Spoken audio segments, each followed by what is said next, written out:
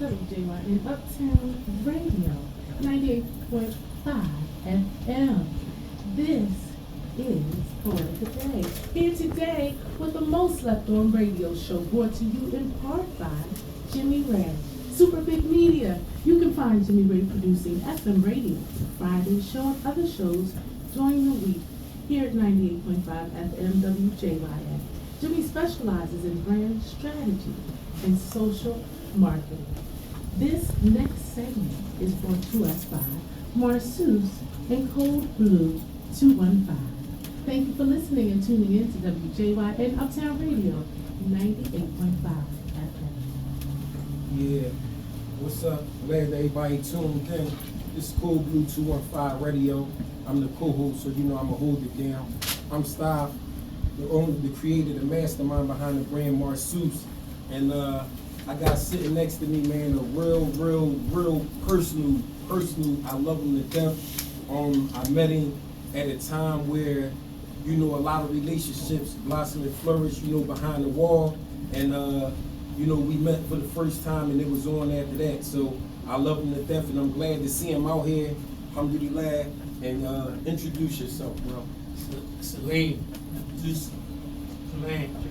Yes.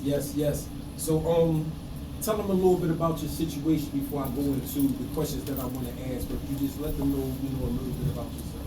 Okay, I got locked up at 19, wrongful conviction, murder, second degree, and nothing to do with it. And it took almost 23 years to get back out of that. You know what I mean? And I'm 42 now, and it took a long time to do it, but you know, I still maintain my youth, my health, my physical health, my mental health, like all of that. Understand? It was, you know, the course of due to Islam, and that's what I was going on too. But you know, once I got up in there, got up in that prison, I met Stav throughout during the journey, and he'd tell you I stayed up in that law library for sure. Stayed up in that gym for sure, and just never gave up. You know what I'm saying? And you know, and that's how I ended up getting out. You know, of course through the mercy of Allah. Yes. So let me ask you a question. What has been the most, how did you adjust, like, from doing 23 years in the penitentiary? You know, I know what I did, but I'm asking you for yourself. You know, what has been the most hardest to adjust coming out here in society? It's been hard to adjust to this technology. Okay. Right? To this technology. Grocery look totally different the last time I seen it. Okay. You know what I'm saying? Just everything. Just look totally different the last time I seen it. I'm in the car the other day, and the last time I was in the car, you had to turn around before you was backing up to go park. So yeah. My wife said, "What you doing, baby? You ain't got to turn around no more. It come right there in the front." Right. So this is another little tweak. I'm still used to turning around when I'm make us feel like dinosaurs. Yeah, right. So just that technology bump. I mean, but I'm figuring it out though. Okay. I'm figuring it out for sure. So let me ask you a question, and this is a three-part question. During your time of incarceration, what did you learn about yourself? What did you learn about other people, right? And what did you learn about the judicial system as a whole? What I learned about myself is I was 19. I ain't even know myself. So I had to learn myself in there. You know, when you got to look in that mirror, and you face that joint, and you can overcome that, that's when you overcome you. You know what I mean? And it took me like 70 years to get there. And then once I got there, it was smooth sailing. I wasn't even worried about the fact that I had life without parole. I wasn't even worried about that. You know what I'm saying? So I had to learn me first. Then after I learned me, figured out who I wanted to be, then it was about, okay, how do I get out of jail so I can introduce this new me to my family and friends and everybody else that I, you know, society as a whole. Right, society as a whole. So I had to learn me first. What I learned about people is, you know, people come in different shapes and sizes and different variations and different personalities. And you know what I'm saying? You learn a lot in there. You know, we learned a lot in there. Right. We learned a lot in there that we can take out here. You know what I mean? And just knowing how to read the room, right? We learned that. You know how to read the yard. This is vital. Because it's important that you know your surroundings. Because up there, you misread the yard, you know, it can cause. It can cause. You can take that same mentality out here. And what did you learn about the criminal justice system? What did you learn? what I learned about the criminal justice system was that it's a criminal injustice system. Right? That's what I learned, right? And because you go through those direct appeals, it's like you guaranteed that you're gonna lose that. Like a direct appeal is a waste of time. Okay. For real. You're not gonna get your relief until you get into the PCRA stage, the federal habeas corpus. That's where the relief really come in. Okay. You know what I mean? And being as though I was one of the paralegals up there and all that, and I've seen it. Okay. I've seen it. You got when it is a criminal injustice. It's a criminal injustice system. They have recognized a wrong, right, from 20 years ago. And they won't fix it until 38 years later, like what they just did with Sabor. Right. It took him 38 years to fix that. Right. You know what I'm saying? Alhamdulillah, he still, had his mental, faculties and his physical faculties. But they been knew that though. Okay. Same thing with me. They been knew that then. Okay. 2002. They knew that then. But it's 20 to 25, and then we just now figuring out that it was wrong. So I learned that it was a criminal injustice system. That's what I learned. So for the young kids or the young guys, and I'm not even going to say young because when I was in the penitentiary, I was in there with dudes that came in at 50 years old, at 60 years old, recidivism. Right. Dudes that came in at 30. So we're not just going to put this on just the young guys, Right. but for anybody who's partaking or participating in a life of crime or things that can land them in the penitentiary, what's the best advice you got for them? Leave it alone. Right. Leave it alone, man, because they got your size up there. Okay. Size 10.5, but they got all size staples up there. Right. You know, all size staples up there. So it ain't hard to win out here. Okay. It's not. I only been home I think this is my 18th day. Right.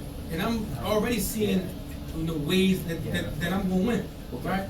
And I don't knock people that do what they do, right?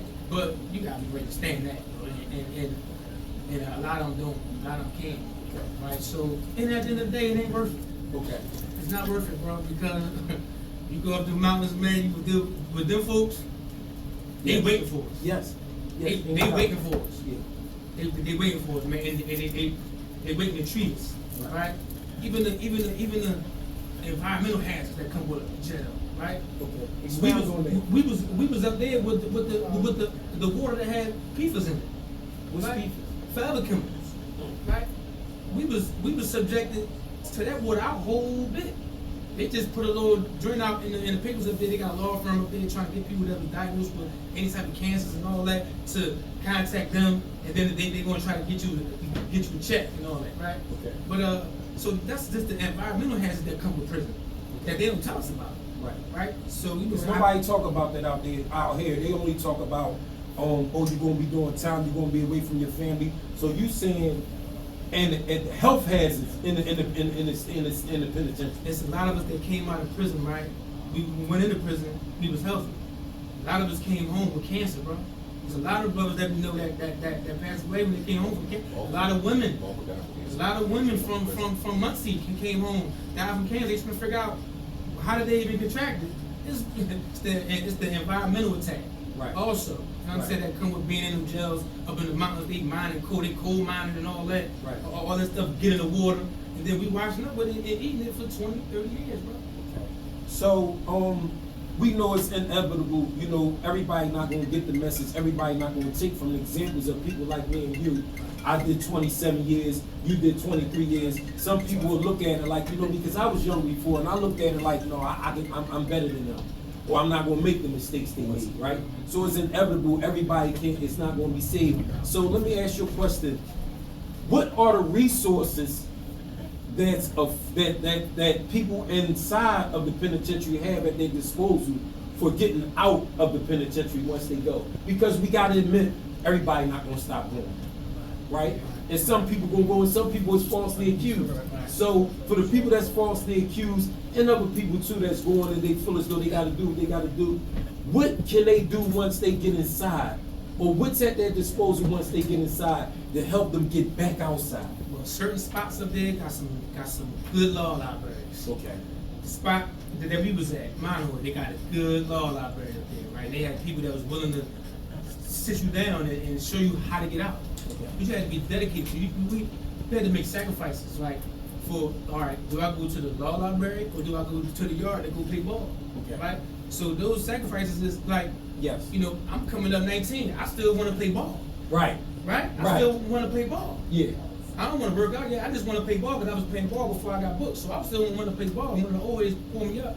He said, how much time you got, young? I said, I got life. He said, you got to make a choice. You got to make it soon. I said, what? He said, you going to the law library or you going to go to the yard?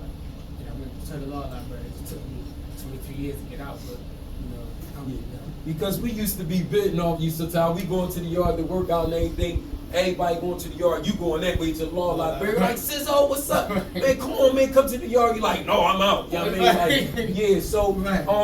so let me ask you this about, I wanna speak on the unsung hero, man. I think I heard you mention Brett Root.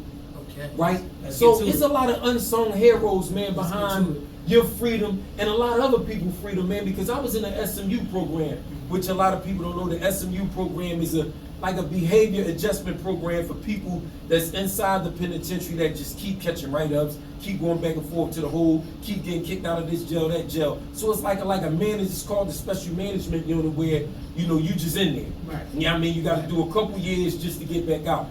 And, you know, his name came across, you know, me a lot of times. I wrote him. Like, look, man, they grinding me up in the hole. They ain't feeding me this, that, this, and that. And, you know, and he moved out. So I want you to expound and talk on the unsung hero, man, the boy Brett Root, because I think he deserves a lot of recognition, man. And a lot of people, I don't even hear talk about him. Okay. Brett Root is a beast, you hear me? Right. He a beast, man. And he looked like a hippie. Yes, he The did. crazy thing about it is he look like a hippie. Yeah. But he a beast and he know what he talking about. He a law professor, right? Okay. And from the abolitionist law center, he the lead attorney there, right? Then you got the other unsung heroes. You got Nia Holston, black lawyer there. Right. Then you got Rupali Rashatwar, and another attorney there. These was my attorneys, right? And I did an article for the Movement magazine, December 2019. It was called "A Scandal of the Second Degree." Okay. And it was exposing how life without parole for second degree was an illegal sentence. Not only is it unconstitutional, but it was illegal, right? Right. And so it was through that. Well, I seen him I was on a visit with my former partner, and I seen Brett Root out there. Right. Brody out there. He was with Mumia. Okay. Mumia Abu Jamal. He was coming to see Mumia Abu Jamal, and I was out there with my former partner, and she said, "That's Brett Brody." I said, "Yeah." I said, "What's going on, Brett?" He said, "What's going on?" I'm like, "Yeah, I'm the one that did the magazine for the second degree, XYZ." And that relationship from 2019 Yes. culminated into me asking him if he could help me with my legals to undo my conviction because it was wrong. Okay. Asked him, can he take a look into that? In 2022, he said, "You got to pitch to me why I should take your case because they pro bono. Okay. Yes. Like they nonprofit. And explain to them people what pro bono is. Pro bono mean that you can't pay them to take your case. They gotta see a reason to take it because they get paid from the state, right? So they gotta have a reason to take your case. That's why they can't take any case. You can't even come and say, look, I'll pay y'all No. $10,000 to take my case. If you can't even come tell them I got $100 grand for you because they nonprofit. Okay. So they don't want to violate those laws, Okay. right? So I had to pitch to him why he should take my case, right? And I pitched it to him. It was like a little half an hour pitch. It was him, Jonathan Feinberg from Dave Budowski's firm. Okay, yes, Right. yes, I know what you're talking It was about. all them. I had Yes. all them on the Big conference names. call. Yeah. You're right. And I had all them on the conference call 2022. And I pitched it to him. I told him I had dirty cop in my case. I had a cousin that was, falsely accusing me, and I know some misconduct, and I know some misconduct that could be found. I need y'all to get access to the homicide file. Okay. Just so happened that Larry Crafton came in office. Okay. And when he came in office, he was opening up all those files that Lynn Abraham was hiding. Okay, well, she was hiding. She was hiding them joints. Okay. Right? So Larry Krasner came in, he implemented the open file policy. He let an attorneys come in and look at those files from the homicide department and the Philadelphia Police Department and in the DA's office. Right. He opened up all those old files. He opened up my files. He found out the DA done had one of the key witnesses was diagnosed with mental health issues. Right? Key witness against him. He Right. crazy the whole time. Right. They hid that. Right. They knew that at the time that he took And in the these trial. are the people they putting on our cases. Right. These Right. are the people that they are entrusting to deal with us with justice. Right. You see what I'm saying? Right. So go ahead, finish. So when he get access to the files, he found there was alternative suspects there that somebody else did XYZ. So it was all corroborating that y'all got the wrong dude. So he come up to see me up in my way, tell me everything that they found. He said, look, you can be home shortly. Go ahead, kick your feet up. Right? When I was back to myself, I cried. It took 3 years from then, but I was on my down slope then. You know what I'm Okay. saying? I was on the down slope. I wasn't getting in no trouble with the people up there. Right. Right? In them prisons. I wasn't getting in no trouble with them because I knew it was just a matter of time, of course, with the permission of the law. But it was a matter of time, and that time came. They filed the petition December of 23. Okay. Right? Around February, March, the DA came back, was like, we're gonna come to agreement to get him out. Right? And when he told me that, when Brett had told me that, I went back to myself, I cried again, right? Okay. Because now it's like it's becoming real, right? And probably like August, he like, yeah, look, we just ironing out the particulars, but you be out. Yes. And then October came, and then they finally let me out. It was February 27th. Okay. I went to court down there in front of Judge Claudio. They called him Let He Go. Yeah. They called him Let He Go to Claudio. Yes, they do. Right. Yeah. And everybody was down there. It was packed. And first thing he told me was, when he seen me, he said, "You ready to go home tonight?" I said, "Yeah, yes." He said, well, when I bang this gavel, right? Yeah. I'm gonna see to it that I get you home to your mom tonight for dinner, right? I said, all right, I'm shaking and all that. I'm shaking because now it's right there. Right? I can taste freedom now. Right. And it's like, oh, this is really about to happen. So they take a brief recess, take me in the back cells again behind, CJC, and they come at me with the negotiations. Right. I signed it. Now I know it's real. I signed it. Right. Come back out. He goes through the particulars just out of nowhere. He was happened to be on the phone with Meek Mills, right? Right. So he FaceTimed Meek into the hearing. Yeah. I don't know him, right? Right. But it was just one of those unexpected joints. Right. It was unexpected. So he said, I want to show you, talking to me, I want to show you how I let these dudes go. Yeah. Right? And then he showed me, and then I was out that night. Yeah. So 23 years, man. Like me, I really don't. The gripe that I got is that they aired me out, right? I could have easily got like a 7.5 to 15, a 10 to 20 for what I did, because that's what they was getting at the time. But they gave me what they gave me. But 23 years, man. You know what I'm saying, on a wrongful conviction for something you didn't do. Are you bitter? No, I'm not bitter. The reason why I'm not bitter is because I don't look like I did 23 years. No, you don't. You look like a superstar. Especially with the Marsuits on, you look with good. the Marsuits on, sturdy. Right. This sturdy, right? Yes. Right, exactly. Right. I was sturdy in there. Right. I'm saying, and so I lost some people. Okay. Right. Of course, you're gonna lose some people along the way. Okay. You know what I'm saying, but rest in peace to all of them, Gus, everybody, Right. Raw, Yeah. Tamir, Yeah. all my guys, I got one grandparent left. Okay, so we lose people along the way. Long way, yeah. Right, and that's the only thing that you be bitter about. Right. That's when I wasn't able to get out here to Right. to see them. Yeah. Right. But minus that, I'm not bitter. I'm not bitter about nothing else because the remaining people that I got Okay. doing great. Solid. You know what I'm saying? My Right. sister doing great. Okay. My father, aunt, like everybody is doing much better than he was 23 years ago. Okay. Right. So and That's a blessing in itself. that's a blessing in itself because I got the support that I'm gonna need Okay. before I can go ahead and do what it is that I'm going to do. Okay. Right. And so that's why I'm not bitter. I'm not bitter because I didn't come home to a busted up situation. Okay. Like a lot of people come home to. Yes, right? they do. So that's also one of the another reasons for recidivism. Yeah. Right. Okay. Some people come home and these Talk about it. situations ain't good. Right. And they feel as though they don't got the patience to just be patient to wait to see what comes, and they bang that left. Okay. They bang that left, and they either get killed or they come back upstate. Okay. Right. We seen how many people come back on 48s. I was just talking to my dad about this. I said, I seen multiple people come back 3 times doing 48. That's because that's how long that we was in it. Okay. Yeah. Right? Right. I done see you come, little youngins. Y'all come through, I done see you do 48 3 times, bro. Like, you going to stay out. But he tell me his situation wasn't good for him when he came home. Okay. And I'm blessed to come home to a beautiful situation. Right? So yeah. So what do we do? Like, what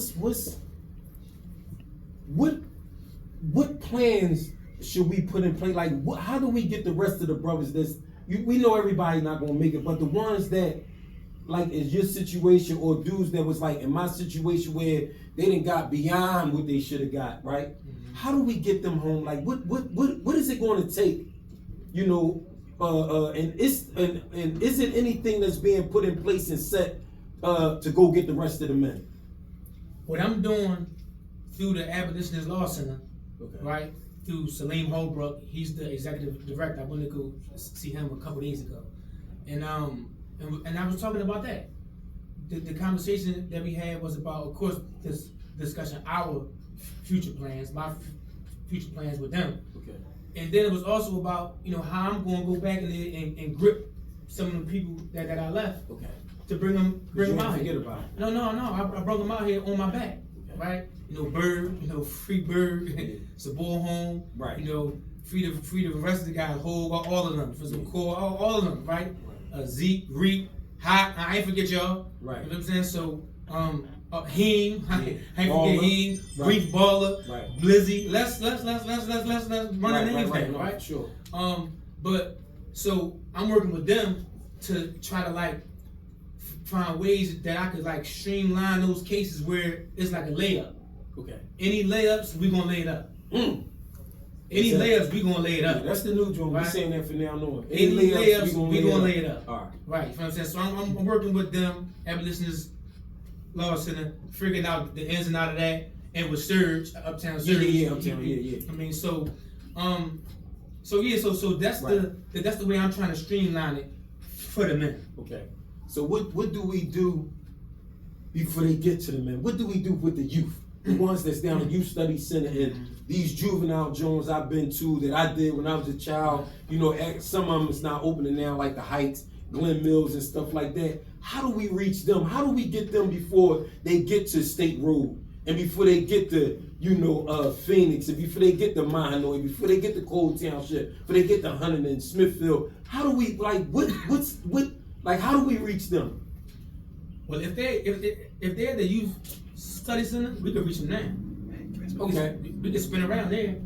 My dad just retired from the Youth Study Center, worked there for 30 years. Okay. Got all the contacts in there that's needed. I was just down there with him. We were talking about how I could come back and talk to these youth. Oh, that's happy, but you got to do that. Yeah, that was just yesterday, bro. So I'm happy you actually asked that question. But how we get the youth, if they're Youth Study Center now, yeah, we can go pull up on them at any time and give them the game. I ain't know that. Yeah, we can go. And you just get with me. I get with my dad. He get with them there and schedule a drink, and we can go down there and talk to them. Oh yeah, we gonna make that happen. So we can talk to them now because now the ones that's running around out here, yeah, I be seeing a lot of them at the masjid, right? Right. And even that experience is a new experience for me. I wasn't Muslim last time. Okay. So my first time going to the masjid was because I came on the 27th. Ramadan was the next day. I got married the next day to my wife. My name's Salim. My name is Salima. Right? So I had to do that. Once she said her name was Salim, I said, yeah, let's go ahead and do that. Right. So, but it's a lot of youth that be going to the masajid. So that may be another place that we can catch them. Okay. Right? You can catch them and give them the game as far as, I got this little slogan I've been promoting. It's called get your good deeds up. Okay. Right? And PVO, like positive vibes only. Okay. Right? That's the only thing I'm associated with, bro. Like, okay. I ain't chasing nothing negative. There's nothing negative that's coming with me, right? Okay. The way that I'm moving out here is all positive stuff. Like, for example, we feeding the homeless, Okay. right? We doing that the second Saturday every month. I was 19th and Vine, across the street from the Free Library, Okay. right? That's through Philadelphia Youth Services, through my aunt, Okay. Yvette Rouse. I'm working with my grandma. I'm getting the food from this non-profit food bank called Caring for Friends. I done tapped into them. Yes. And I take the food from there to the old folks home, Okay. right? So they can get their food, right? And whatever's left over, I take that, donate it to the masjid, right? Okay. Just all this kind of stuff. This is the only stuff that I'm attaching myself to, right? Okay. And that's the example I'm trying to set for the youth. Okay. That's the example I'm trying to Leading set. by example. Right. Only positive vibes only. Get your good deeds up. That's gonna keep you out of jail. Right. No, That's for gonna keep you sure. out of jail, man. For sure. And I want to let you know, man, that we really, man, appreciate you. I love your energy. I loved it way before this, but definitely coming out here, we look at you, man, like you one of our, you high up there on the totem pole, man, and we need you. We need your energy. Right. Man, you understand what I'm saying? To go back in there and get, we gonna follow your lead. No doubt. Yeah, I mean, and we got Sabor, so Right. inshallah we can get him on board. Definitely. We got some good brothers, man, and like the brother said, man, he only messing with positive energy out here, man, and he trying to exhibit positive energy, and that's a respectful thing. The brother got a lot going on. We got to get on board. We got to follow his lead. You understand what I'm saying? And he's coming out here to reinvigorate the ones that that lost the momentum, man, or that feel like oh, it ain't working. Ain't nothing I can really say. No, this brother coming out here with the newfound energy. So, we got to follow that energy, man. So, inshallah, we'll be able to do that, right? And I appreciate you, man. I appreciate you coming on here and sharing your story, because a lot of people, man, they not willing to do that. I talked to a lot of brothers that was up in the mountain with us. Right. And I'm like, yo, you want to come on and, I got a platform, man, come tell your story and, try to at least, so some people can gain some knowledge and wisdom from your situation. Right. Oh, stop, man. I don't know, man. I ain't really trying to I ain't really trying to really get into that or let people know, I'm saying, nothing about me, this and that. But, I appreciate you doing it, man, because it's not really an easy thing to do. You understand what I'm saying? Like, had somebody asked me to do that when I first came home, I might have told them, I ain't really trying to get into that. Mm-hmm. But for you to come out and open yourself up only shows that you are really dedicated and really true about what you're talking about and what you're speaking about. Right. You understand? So I think that you should really try to get on some type of joint where it's though, man, some type of law firm where, even if you gotta be a layman or whatever, man, because my man Nate Riley, he was a juvenile life. Okay. You know what I'm saying? And, he's with one of the law firms. You know what I mean? He do a lot of their footwork. You know what I mean? A lot of their research work and all that. Okay, And actually, by the permission of the law, he got some people out of jail. Right. You know what I'm saying? Because you gotta understand, y'all different from the people that's out here that's working on. See, y'all in there, we in there. Y'all like really on it. Y'all zeroed in on it. Like it ain't no distractions. Right. You see what I'm saying? It ain't nobody. Y'all can. Out here is a lot of distractions. So a lawyer, listen, man. A top of the line lawyer, man, sent one of the brothers in there something, man. Even Reed Ballin said, yo, who did this for you? You know what I'm saying? Like the lawyer was respecting the work. Like, yo, who did that?